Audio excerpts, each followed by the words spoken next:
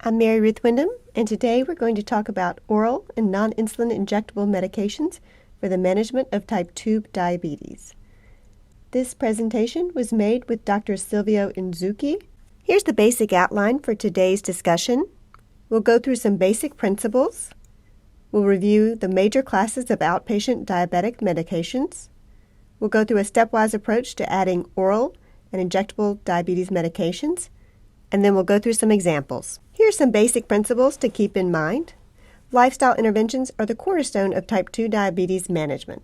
It's important to determine each patient's target hemoglobin A1C. Hemoglobin A1C targets are flexible, and they depend on a patient's goals and characteristics. It's common to aim for a hemoglobin A1C below 7% in young, healthy patients, a hemoglobin A1C below 7.5% in older patients, and hemoglobin A1C below 8% in sicker patients with comorbidities. Next, we want to consider that metformin is the first-line drug for type 2 diabetes. We add additional medications as needed to maintain a hemoglobin A1C in the patient's target range. And the choice of drug regimen is guided by the presence or absence of cardiovascular disease. Here are the medications we'll discuss today.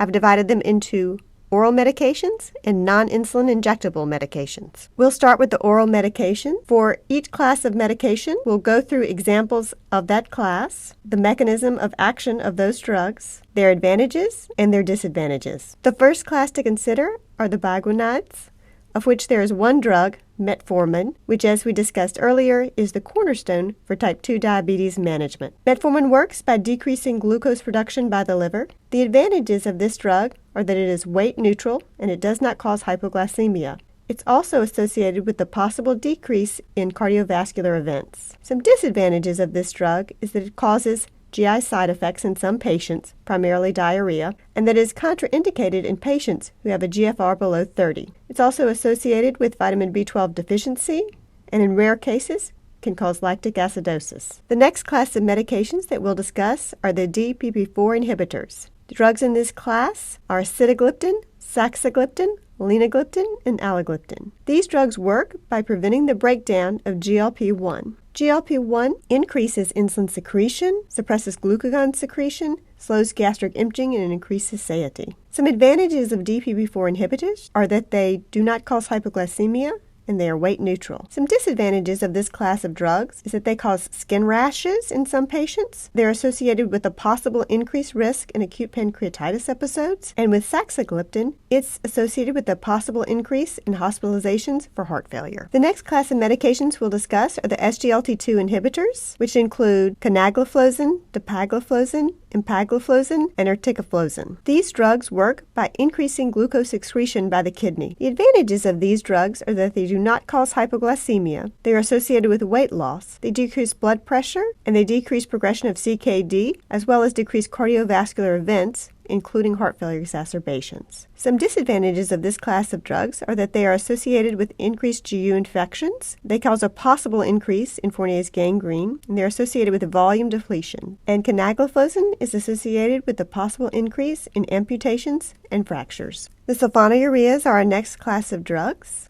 This includes glyburide, glipizide, and glimepiride. These drugs work by stimulating insulin release from the pancreas, and as such, they decrease the microvascular risks associated with diabetes, including issues such as retinopathy. The disadvantages of these drugs are because they do cause secretion of insulin by the pancreas, they are associated with hypoglycemia and weight gain. There also is a possible contraindication in patients who have a sulfa allergy. The Meglitinides are our next class. This includes repaglinide and letagliptin. These drugs work by stimulating insulin release from the pancreas. The advantages of these drugs are that they control postprandial glucose very well. They act much like a short-acting insulin. The disadvantages of these drugs include hypoglycemia and weight gain, as well as frequent dosing. The patient takes a dose with every meal. The TZDs, also called the glitazones, are our next class of drugs. This class includes pioglitazone and rosiglitazone. These drugs work by decreasing insulin resistance, and they do this by activating the nuclear transcription factor PPAR-gamma, which increases the peripheral uptake of glucose. The advantages of these drugs are that they are not associated with hypoglycemia, and they do cause an increase in good cholesterol, the HDL cholesterol. Also, pioglitazone is associated with a possible decrease in cardiovascular events. The disadvantages of this class of drugs are that they are associated with an increased fracture risk, an increased risk in CHF exacerbations, with weight gain, with edema, and also with a possible increase in macular edema and bladder cancer. Our next class of drugs are the alpha-glucosidase inhibitors. This class includes acarbose, miglitol, and vigiblos. These drugs work by decreasing GI absorption of glucose. The advantages of these drugs are that they do not cause hypoglycemia and they control postprandial glucose well. The disadvantages are they are associated with GI side effects, including diarrhea, flatulence, and bloating, and they require frequent dosing, essentially a dose with each meal. The bile acid sequestrants are our next class. There's only one drug in this class, colesevelam, which works by binding bile acids in the GI tract, which increases bile acid production, which is thought to decrease hepatic glucose production, and increase incretin levels. The advantages of this drug are that it does not cause hypoglycemia and that it's weight neutral. Disadvantages are it's associated with GI side effects and increased triglycerides. Our last class of oral diabetic medications are the dopamine 2 agonists. This class includes only one drug, bromocriptine quick release, which works by activating dopaminergic receptors, modulating the hypothalamic regulation of metabolism, and increasing insulin sensitivity. The advantage of this drug is that it does not cause hypoglycemia and that it's weight neutral. It's also associated with a possible decrease in cardiovascular events. The disadvantage of this drug is that it's associated with orthostatic hypotension and nausea in some patients. Now we'll go through the non-insulin injectable medications.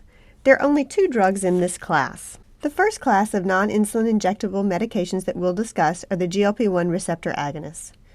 This group includes exenatide, liraglutide, dulaglutide, and semaglutide.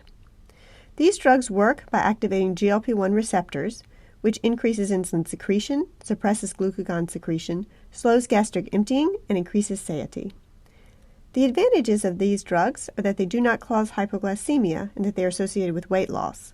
They also control postprandial glucose well. The disadvantages of this class of medications are that they are associated with GI side effects, as well as a possible increased risk in pancreatitis and medullary thyroid cancer. Our next class of non-insulin injectable medications are the amylin analogues. There's only one drug in this class, pramlintide, which works by decreasing gastric emptying and glucagon secretion. The advantage of this drug is that it causes weight loss and it controls postprandial glucose well. The disadvantages of this drug are that it has GI side effects, primarily nausea. It requires frequent dosing, basically a shot with each meal, and it increases the risk of hypoglycemia if used in combination with insulin. Now we'll go through the order of operations of which medication to add at which point. This is the management algorithm for type 2 diabetes provided by the American Diabetes Association and the European Association for the Study of Diabetes. Notice that the first-line therapy for patients with type 2 diabetes is always metformin if the patient can tolerate it. If a patient on metformin needs additional diabetic control, or if a patient who needs diabetic control cannot tolerate metformin, the decision of what medication to add next is determined by whether or not the patient has established cardiovascular disease or CKD. If a patient has both of these diseases, it's important to determine which disease, cardiovascular disease or CKD, is predominant in the patient's care. If cardiovascular disease predominates, then consider adding a GLP-1 receptor agonist or an SGLT2 inhibitor. If CKD predominates, consider adding an SGLT2 inhibitor. If a patient who is already on metformin or a patient that cannot tolerate metformin needs additional diabetic care and they don't have either cardiovascular disease or CKD, other considerations come into play to determine what medication to add next. Three factors to consider are whether or not it is more important for that patient to minimize hypoglycemia,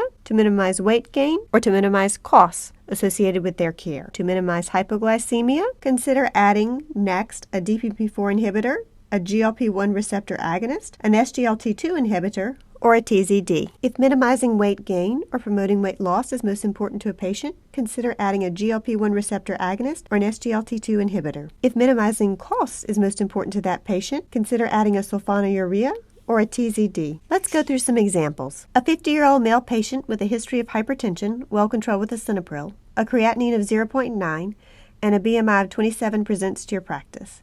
You screen him for diabetes and his hemoglobin A1C is 7.2. After a discussion of disease management and lifestyle modifications, the patient asked to begin drug therapy. What drugs do you initially consider? Let's first think back to our algorithm. If there is no contraindication, the first-line drug for the management of type 2 diabetes is always metformin. Let's go through another example. A 68-year-old woman with a history of type 2 diabetes on metformin, last hemoglobin A1C of 7.8%, presents to your office. She is happy with her current regimen but is willing to consider additional options for diabetic control. She is not interested in starting insulin. What drugs do you consider adding to your patient's regimen? Again, let's consider our algorithm. When adding drugs in addition to metformin, always consider a patient's comorbidities. Does that patient have cardiovascular disease or CKD? And if not, what is their primary consideration in drug therapy? Is it to minimize hypoglycemia, to minimize weight gain, or to minimize cost? Use that information to determine what drugs are most appropriate for that patient. Lastly, we'll consider when to start a patient on insulin. The decision to start a patient on insulin is always based on shared decision-making, as many patients are hesitant to start an injectable medication. When a patient is newly diagnosed with diabetes, always consider starting that patient on insulin in combination with other oral and injectable medications if his or her hemoglobin A1C is 10 to 12% or greater. In addition, always consider adding insulin when a patient's non-insulin antihyperglycemic therapy fails to achieve that patient's individualized goals, and/or if that patient has symptomatic hyperglycemia, which usually begins at a hemoglobin A1C of 9% or greater. Here's a list of resources I used to help prepare this video. Thank you for watching, and I hope that this was helpful to you.